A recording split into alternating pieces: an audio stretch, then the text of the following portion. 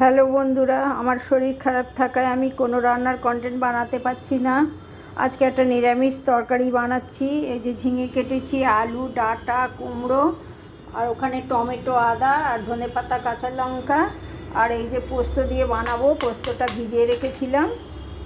কড়ায় তেল গরম হয়ে গেছে, আলুটা দিয়েছি আর কালো জিরে কাঁচা লঙ্কাটা দিলাম।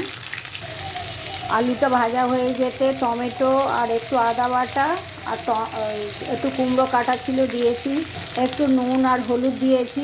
এবারে ঝিঙেটা দিয়ে দিলাম, ডাঁটাটাও অ্যাড করে দিলাম, দিয়ে একটু নেড়ে চেড়ে একটু ঢাকা দেব।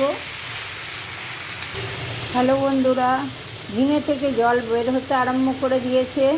এখন আমি একটুখানি হালকা করে নেড়ে আর চাপা দিয়ে রাখবো 10 মিনিটের মতো। দেখুন বন্ধুরা, পোস্তটা ছিলে বেটে নেব। ছিলে বাটা রান্না খুব ভালো হয়।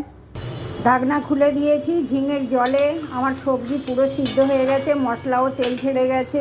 এখন পোস্ত বাটাটা দিয়ে দিলাম আর পোস্তর জলটাও দিয়ে দিলাম সিদ্ধ হওয়া। উপর দিয়ে পোস্তর একটু কাঁচা সর্ষের তেল দিয়ে দিলাম। দেখুন বন্ধুরা, আমার রান্না কেমন হয়েছে দেখে বলবেন।